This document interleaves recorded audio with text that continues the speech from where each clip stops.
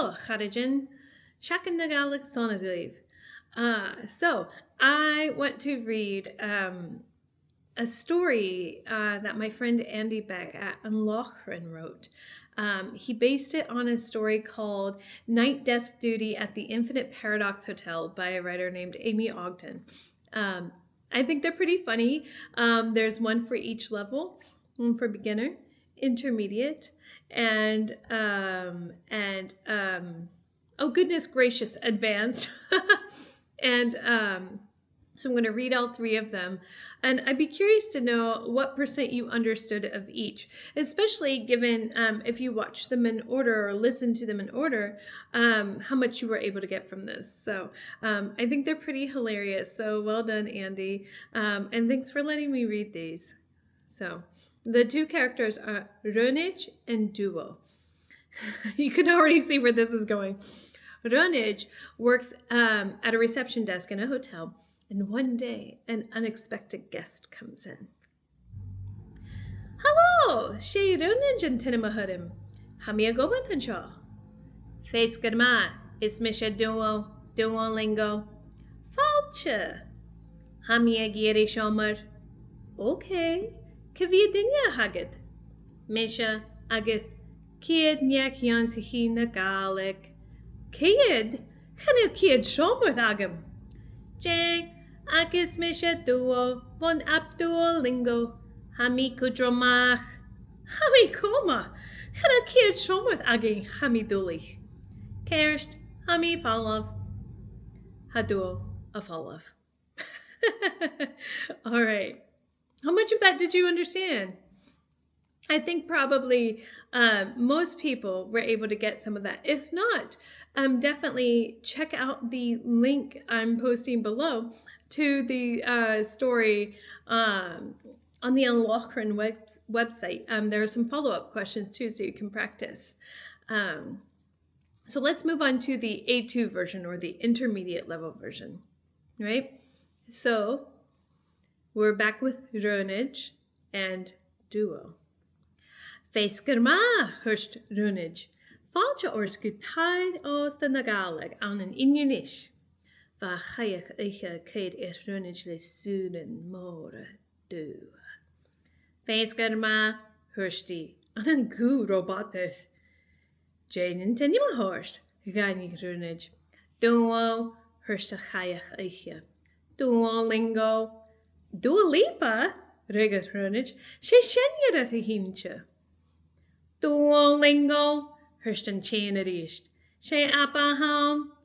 Oh, hami dullig, Hurst Runage. Gaskali an laptop eichje. So, a video at a show with a leag. Leag, Hurst Duo.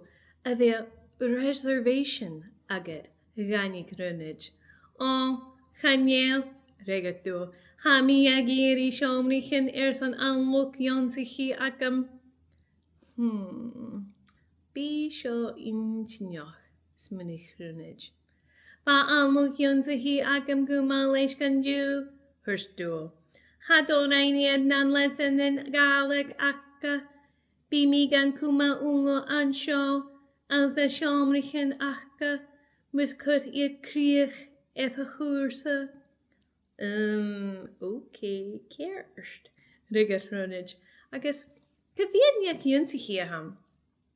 Muhied mile, hurst Duo. Kied mile, smunich Runage. Gana doi an een gemeenrum guljar again. Okay. Katje wel een Lòchran sichi shola, Gàidhlig. Bead an agahjar, hurst Duo. Ach, chavina streaks laia ach gatuieg, ha ha ha. Gab molish gil, hurst Runage. Ach, chanura gan adif en mach venava, mach venach. A churt aan zijn system. Ha policy aging. Femi gak niach jensi hier wie an laad. Femi mi an kuntag. Va Duo fast vergachenisch. Jang, anana garine va hau. Va helpis aga kohana. hafis agam kohanad, regad runage. Stus an chin nionach, a chegas fichidoi edig Gaelic cha erson, hamariagach drahish ara. Yes, duo, jerag le ferag. Right, hami agiri advantaget. Hami dulich, regad runage ha a manager ons in Span. And dras de heen, hij het try aan San Sebastian. Hij gunsig spansjesle Rosetta Stone. Rosetta Stone, omochrech, ye duo. Galavi sabat. Well, how was that? How did you get on? Did you find that to be pretty well understood by yourself, or do you think maybe it's a bit too high level, or maybe it's too easy? I'd say for me, honestly, personally, it's at the right level. There are a couple words I don't understand. Maybe some ways I wouldn't have put the words, but yeah. Now the B1 level, right? So B1, yeah, gonna be once again a good level for me with with a few things here and there I wouldn't have understood. So same thing. Han Gaelic Goodage night desk duty at the Infinite Paradox Hotel. Le Amy Ogden na Bouche de Van Gaelic Alenis. Harunage a go with Anantayos da Anan Unish.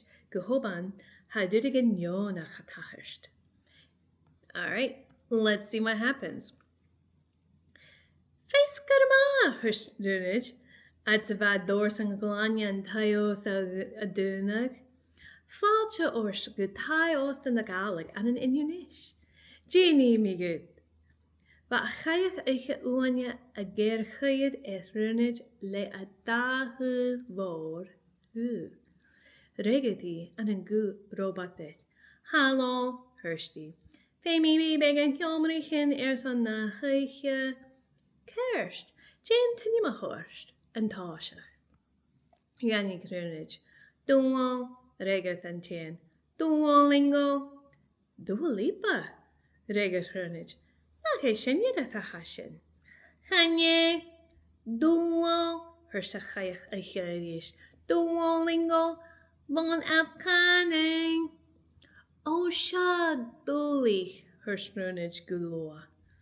Hami and Dochas Gavili Nahunners. Monachiri a hain. Can our room go jaar agin some meeting yet nuansig na Gaelic? Like, Goscoli system cladig, and tae osta. Nisha, a very shomar a gleag. Chanye, regag doa, hami agiri tor shomrichen, tor hjomrichen do chutch jen, look yonsichi agam. Oh, let's try that line again. Chanie, regato, hami agiri tor hjomrichen dochusjen luk junsihiagam. Danger van mi kjaar, smunnik runnage. Len a chalik eiche erust. Sangu mami mogel ava an luk junsihisho. Chatorain iad nalesen en achkanju. Hami a kutroin a huaging yub a huma an the shomrichen aka muskuti a kriek a hurse e pad. Nagab drag havi mi gan geologi jet. Kerst, regatunage, an an gu mi hinchoch. Agus, kaviad niak yinsi edvelu moch. Muchien mina, regatua. Sangun rodunage a gal draganish. Kid me an yak ninsihin na Gaelic. Can a doi an gumbi room guljar aging. Heidi chimicha urheim. Agus, kachvil lucky on sihi shalula. Bien down a gachard, herstua, but ye fast me a jinjach. Femi mi dira kriach churt an blesten as agam na streaks liel ach horse wapa. Hami dulich, hershunage. See a kracha keen. Can it me out of mac vinnach a hurt and sense Tiistem. I did policy yn teia ósta, fe mi gach I a bhí an láthid sus gan gaban cúntag. Va a chuich ihe fast fergachchanis. Dóda an gradí a bhá, na celis aga cohanam. Well, channing gur in glíchta hanad, rega rhunnit, ach stúsa ha féchin ni torst duine Hamaria goch drahe shirish. Ara fiche doi Gaelic. Leisha shir gas doof. Jera gole ferrak. Kerst maha, hoith gan adavon, avanajet, etnyo, fi kuches na hayanela, geshimpli. Hana ijet, rega runish gukruai. Agus hana yusa fakka advantages not more. Nas more. Hij in Spaan, en draas daarheen. Hij het treis aan een San Sebastian. Segin zich het Spaantjes le babbel. Non je Rosetta Stone ahoon. Gaan je mijn kindje. Babbel, Rosetta Stone. Alles kak. Je duo. Galvi. Je chilichi tro. Gorsang hoanya. En thea osta. Rascal gira kan een jije. Agus hij amach a shala. Okay, so I made some mistakes in there, obviously.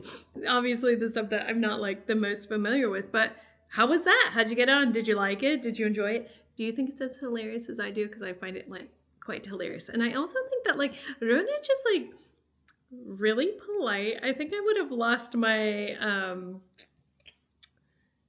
well, maybe job, because I don't think I would have handled Duo's attitude quite like this. But yeah, let me know what you think, and give Andy some props for this crafty and clever writing. Super fun, and check out the link below for An Lòchran, and specifically the recap of this event at which he shared these stories and this worksheet. An Lòchran is really awesome organization here in Glasgow, has been super welcoming ever since I arrived here, and I'm so grateful that such an organization exists. It's been around for, I think, just celebrated its 25th anniversary, I think, and